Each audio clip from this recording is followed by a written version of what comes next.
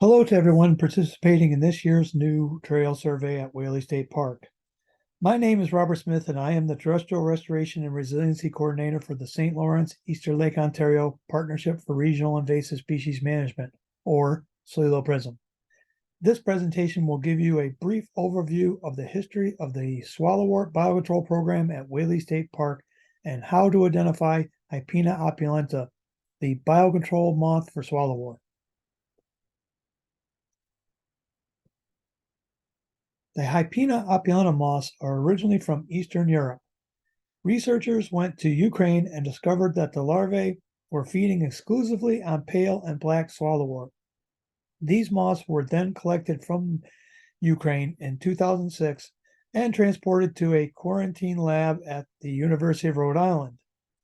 They were then kept in quarantine for many years and evaluated to ensure that they would not target other plant species. The moths were approved for release in Canada in 2013 and the US in 2017. Hypena moths were first placed in 2 cages at Whaley State Park in 2018. Each year, SLELO-PRISM monitors for the presence of eggs, larvae, also known as caterpillars, pupae, also known as cocoons, and adults in each cage.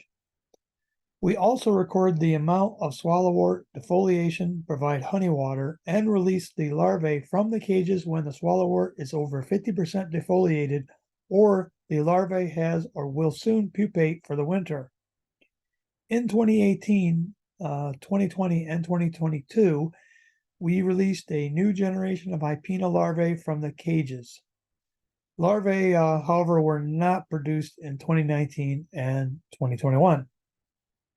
SLELO-PRISM also conducts an overwintering survey around each cage in the spring. Past surveys involve walking around a 5-meter by 5-meter area around the location of last year's cage. This has not resulted in finding any Hypena or evidence of their presence.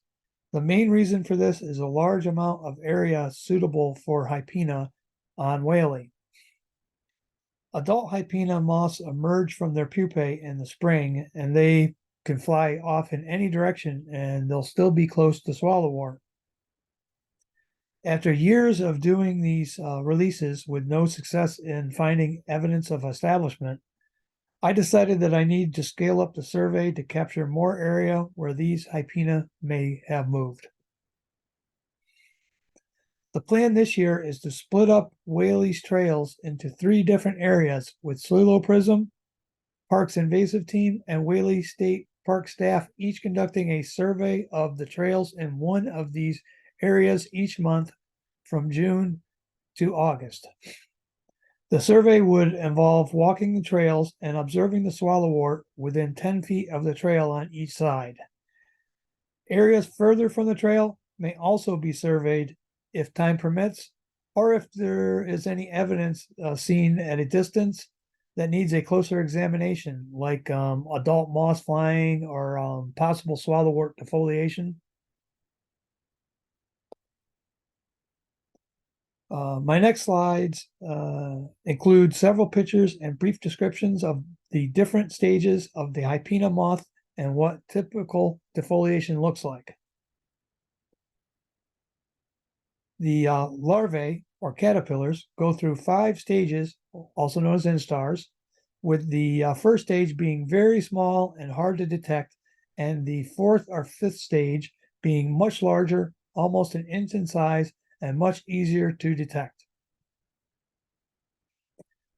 The larvae start out white when they first emerge from the egg, but they soon turn green. They have black spots along the segments of their body and have a yellow head. As I mentioned before, the early stages are very small, so you may not be able to spot them.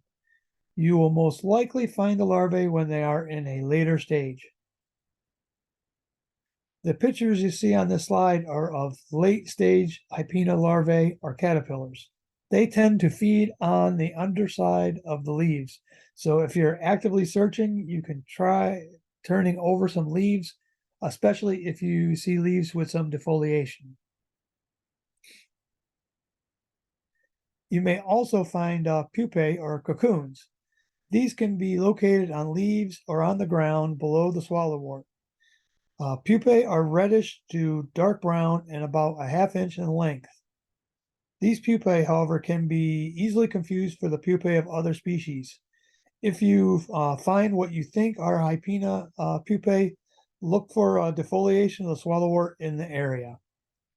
This would be a good indication that these are Hypena pupae and not another moth pupae. Adult Hypena moths emerge from the pupae or cocoons. They are about a half-inch in length and have about a 1-inch wingspan. The forewings, which are what you'll typically see, are dull light brown or gray in color and have a dark brown black band in the middle. I find that the bands are the easiest way to spot them. They also have pale orange hindwings that you can see if they open up their forewings or are flying. The adults only live for 2 to 3 weeks and will lay eggs on the swallowwort leaves to give the emerging larvae an instant food source. I have not provided pictures of the eggs as they can be easily confused with other insect eggs. Defoliation of the swallowwort is an easy way to detect Hypena moth presence and activity. The larvae or caterpillars are the stage of the Hypena's life when they feed on the swallowwort. If you see defoliation, you should look for the adults in the area or turn some leaves over and check for the larvae or pupae. You may also see small black clumps on the leaves. This is the excrement or frass of the larvae. The frass in combination with defoliation is a good indicator of Hypena presence. You should also know that swallowwort leaves that have been injured, such as being stepped on or run over, will form holes where the leaf tissue has been damaged and can easily be confused for swallowwort defoliation. So it's best to look for defoliated leaves in undisturbed areas. If you see what you believe to be Hypena moths or evidence of their presence, please take a picture or pictures and email them to me at robert.l.smith@tnc.org, along with a location where you found them. Hopefully you will find them soon, and the Hypena moths will start decreasing the population of swallowwort at Whaley State Park. Thank you for your time and for your assistance with this.